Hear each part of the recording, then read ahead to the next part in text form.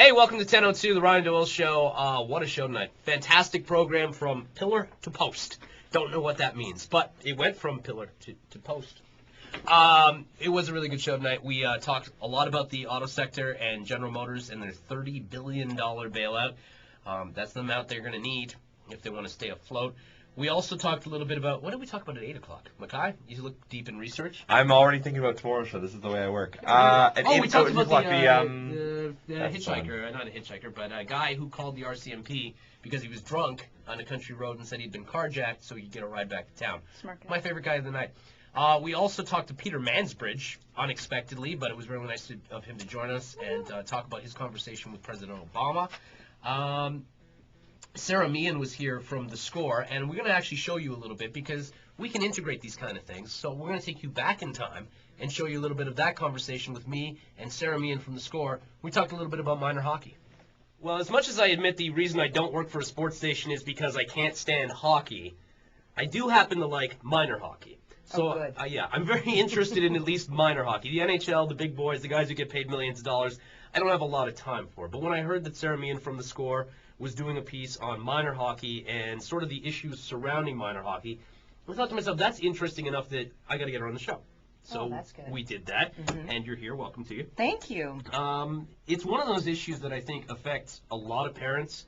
I think I've had a little sneak peek of the piece you put together. It's well done. Thanks. And you talk about a lot of those issues in your piece.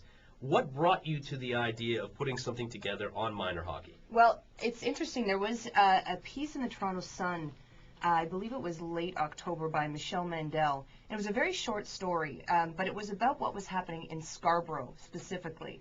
And the Hockey Association there had gone from something like over 10,000 registrants in the mid-'80s to less than 3,000 right now.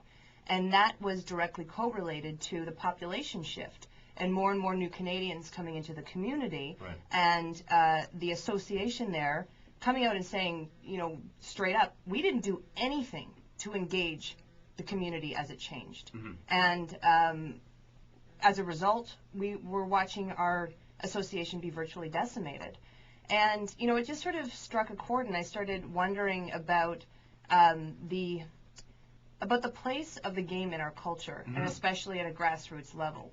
And it just seemed really interesting to think, and actually we ended up interviewing for our piece in the third part of the series. We interviewed John Kellaway, who's the president of the Scarborough Hockey Association, and he said, it's not like Field of Dreams. If you build it, they will come. No, that doesn't happen. There's a lot of legwork involved here. There is something that we didn't realize. Yeah. It's not just a necessary thing. There's an arena, kids will be flowing in forever. No, that's changing. So as we change as Canadians, that is something that is that's a major shift. We're at a pivotal point right now. So I just thought, that's one aspect of a few that I thought would be interesting to know. That was my chat with Sarah Meehan from The Score. Right now, here on 1002, we're going to do the part of the show that I like the best, which is make my producer sweat. Oh, you know what I wanted to mention, though? Drew, who is our resident squatter on the show. He doesn't actually work on the program. He just sits and sits. Does a lot of sitting. He was off yesterday for Family Day. He couldn't sit on the show yesterday. How did you get Family Day off? Well, no, he didn't get it off. He worked his regular job. Okay. He just couldn't join us, so it's good to have you back. Well, I appreciate that. Thank you very much. Okay, back to what we're doing on the show, though. What's coming up tomorrow? A couple ideas. Boy, genius. One thing that I know you're a bit of a history buff, and certainly 18th century history buff.